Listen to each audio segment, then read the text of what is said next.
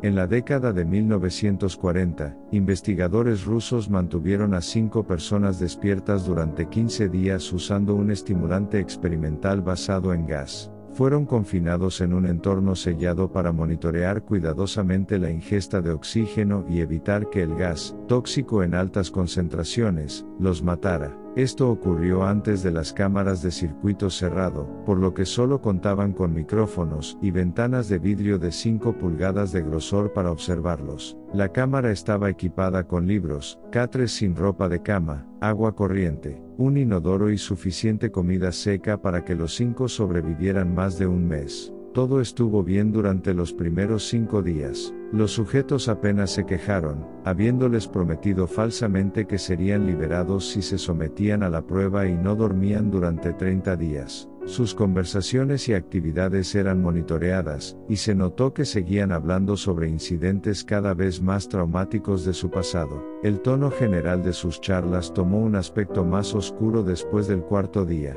Tras 5 días, comenzaron a quejarse de las circunstancias y eventos que los llevaron a esa situación, mostrando una paranoia severa. Dejaron de hablar entre sí y empezaron a susurrar alternadamente a los micrófonos y a las ventanas de observación de una sola dirección. Curiosamente, todos parecían pensar que podían ganarse la confianza de los experimentadores delatando a sus compañeros cautivos. Al principio, los investigadores sospecharon que esto era un efecto del gas mismo. Después de 9 días, el primero de ellos comenzó a gritar.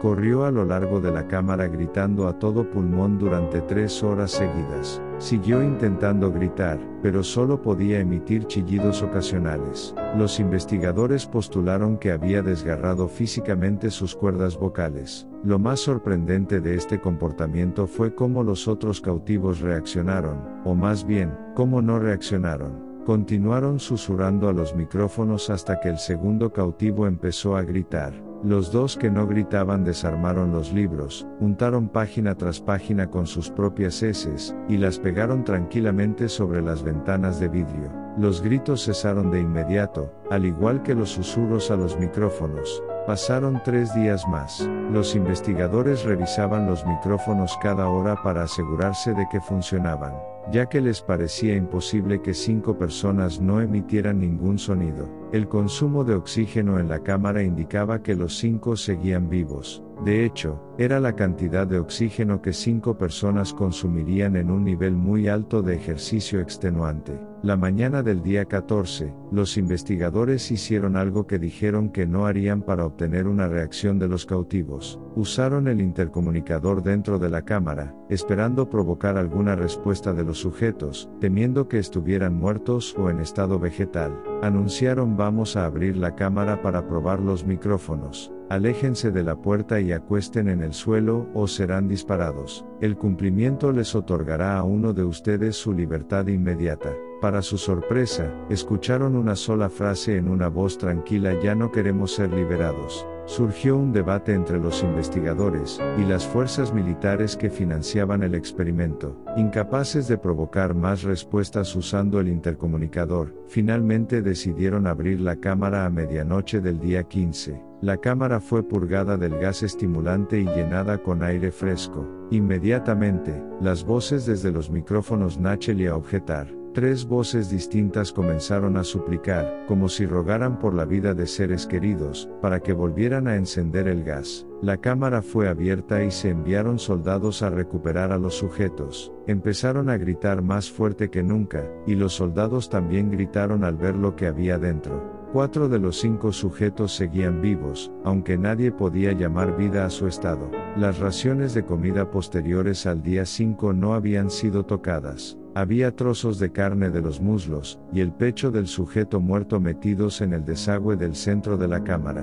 bloqueándolo y permitiendo que se acumularan 4 pulgadas de agua en el suelo. Nunca se determinó cuánto de esa agua era en realidad sangre. Los 4 sujetos sobrevivientes también tenían grandes porciones de músculo y piel arrancadas de sus cuerpos. La destrucción de carne y los huesos expuestos en las puntas de sus dedos indicaban que las heridas fueron infligidas a mano, no con dientes, como inicialmente pensaron los investigadores. Un examen más detallado de la posición y los ángulos de las heridas indicó que la mayoría, si no todas, eran autoinfligidas. Los órganos abdominales debajo de la caja torácica de los 4 sujetos habían sido removidos, mientras el corazón, los pulmones y el diafragma permanecían en su lugar. La piel y la mayoría de los músculos adheridos a las costillas habían sido arrancados, exponiendo los pulmones a través de la caja torácica. Todos los vasos sanguíneos y órganos estaban intactos, solo habían sido extraídos y colocados en el suelo, extendidos alrededor de los cuerpos eviscerados pero aún vivos de los sujetos. Los tractos digestivos de los 4 podían verse funcionando, digiriendo comida. Pronto quedó claro que lo que estaban digiriendo era su propia carne, que habían arrancado y comido durante días. La mayoría de los soldados eran operativos especiales rusos en la instalación, pero muchos se negaron a regresar a la cámara para retirar a los sujetos. Seguían gritando para que los dejaran en la cámara, y alternadamente suplicaban y exigían que el gas fuera encendido de nuevo para no quedarse dormidos. Para sorpresa de todos, los sujetos opusieron una feroz resistencia al ser retirados de la cámara. Un soldado ruso murió al tener la garganta arrancada. Otro quedó gravemente herido al tener sus testículos arrancados, y una arteria en su pierna cortada por los dientes de un sujeto. Otros 5 soldados perdieron la vida, si cuentas a los que se suicidaron en las semanas siguientes al incidente. En la lucha, uno de los 4 sujetos vivos tuvo su vaso roto y se desangró casi de inmediato. Los investigadores médicos intentaron sedarlo, pero resultó imposible. Fue inyectado con más de 10 veces la dosis humana de un derivado de morfina y aún luchó como un animal acorralado, rompiendo las costillas y el brazo de un doctor. Su corazón se vio latir durante 2 minutos completos después de desangrarse, hasta el punto de que había más aire en su sistema vascular que sangre. Incluso después de que se detuvo, continuó gritando y agitándose durante otros 3 minutos, intentando atacar a cualquiera a su alcance, y repitiendo la palabra más una y otra vez, cada vez más débil, hasta que finalmente quedó en silencio. Los 3 sujetos sobrevivientes fueron fuertemente restringidos y trasladados a una instalación médica. Los 2 con cuerdas vocales intactas suplicaban continuamente por el gas, exigiendo mantenerse despiertos. El más herido de los 3 fue llevado a la única sala de operaciones quirúrgicas de la instalación. Al preparar al sujeto para devolverle sus órganos a su cuerpo, se descubrió que era efectivamente inmune al sedante que le habían dado. Luchó furiosamente contra sus ataduras cuando trajeron el anestésico para dormirlo. Logró desgarrar casi por completo una correa de cuero de 4 pulgadas de ancho en una muñeca, incluso con el peso de un soldado de 200 libras sosteniéndola. Tomó solo un poco más de anestésico de lo habitual para dormirlo, y en el instante en que sus párpados se cerraron, su corazón se detuvo. En la autopsia del sujeto que murió en la mesa de operaciones, se encontró que su sangre tenía el triple del nivel normal de oxígeno. Los músculos que aún estaban adheridos a su esqueleto, estaban gravemente desgarrados, y había roto 9 huesos en la lucha por no ser sometido, la mayoría por la fuerza de sus propios músculos. El segundo sobreviviente, el primero en gritar, con sus cuerdas vocales destruidas, no podía suplicar ni objetar la cirugía. Solo reaccionaba sacudiendo violentamente la cabeza en desaprobación cuando le acercaban el gas anestésico. Asintió cuando alguien sugirió, a regañadientes, intentar la cirugía sin anestesia. No reaccionó durante las 6 horas del procedimiento para reemplazar sus órganos abdominales e intentar cubrirlos con lo que quedaba de su piel. El cirujano afirmó que debería ser médicamente imposible que el paciente siguiera vivo. Una enfermera aterrorizada que asistía a la cirugía dijo que vio la boca del paciente curvarse en una sonrisa varias veces, cuando sus ojos se encontraron con los de ella. Cuando terminó la cirugía, el sujeto miró al cirujano y comenzó a jadear ruidosamente, intentando hablar mientras luchaba. Asumiendo que esto debía ser de extrema importancia, el cirujano pidió papel y pluma para que el paciente escribiera su mensaje. Fue simple: sigue cortando. Los otros dos sujetos recibieron la misma cirugía, ambos sin anestesia también, aunque tuvieron que ser inyectados con un paralítico durante la operación. El cirujano encontró imposible realizar la cirugía mientras los pacientes reían continuamente.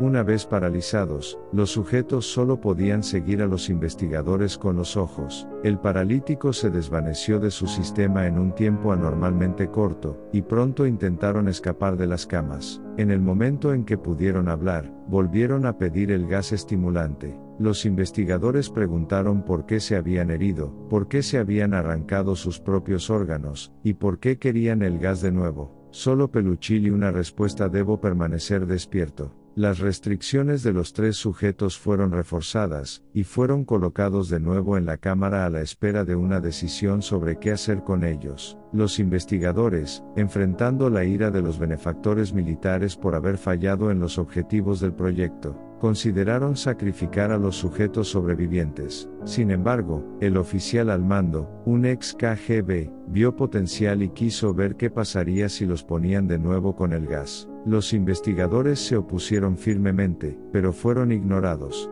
En preparación para ser sellados en la cámara nuevamente, los sujetos fueron conectados a un monitor EEG, y sus restricciones fueron acolchadas para un confinamiento prolongado. Para sorpresa de todos, los tres dejaron de luchar en el momento en que se dejó entrever que volverían al gas. Era obvio que los tres estaban haciendo un gran esfuerzo por mantenerse despiertos. Uno de los sujetos que podía hablar tarareaba fuerte y continuamente. El sujeto mudo tensaba sus piernas contra las ataduras de cuero con todas sus fuerzas, primero la izquierda, luego la derecha, alternándolas para mantenerse enfocado. El sujeto restante mantenía la cabeza fuera de la almohada y parpadeaba rápidamente. Habiendo sido el primero en ser conectado al EEG, la mayoría de los investigadores monitoreaban sus ondas cerebrales con sorpresa. Eran normales la mayor parte del tiempo, pero a veces se aplanaban inexplicablemente. Parecía como si sufriera repetidamente muerte cerebral antes de volver a la normalidad.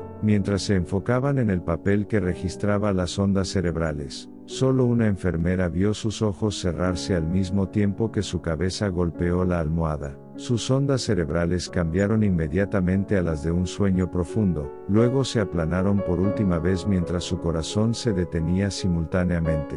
El único sujeto restante que podía hablar comenzó a gritar para que lo sellaran ahora. Sus ondas cerebrales mostraron las mismas líneas planas que las del que acababa de morir al quedarse dormido. El comandante dio la orden de sellar la cámara con ambos sujetos dentro, junto con 3 investigadores. Uno de los investigadores nombrados sacó su arma de inmediato y disparó al comandante entre los ojos, luego apuntó al sujeto mudo y le voló los sesos también, mientras los demás miembros del equipo médico huían de la sala. No me encerraré aquí con estas cosas, no contigo, gritó al hombre atado a la mesa. ¿Qué eres?, exigió saber. El sujeto sonrió. ¿Ya lo olvidaste tan fácilmente?, preguntó el sujeto. Somos tú, somos la locura que acecha dentro de todos ustedes, rogando por ser liberada en cada momento en lo más profundo de su mente animal. Somos lo que escondes bajo tus sábanas cada noche. Somos lo que cedas al silencio, y paralizas cuando entras en el refugio nocturno donde no podemos pisar. El investigador hizo una pausa, luego apuntó al corazón del sujeto y disparó. El EEG se aplanó mientras el sujeto, débilmente, ahogó tan cerca de la libertad.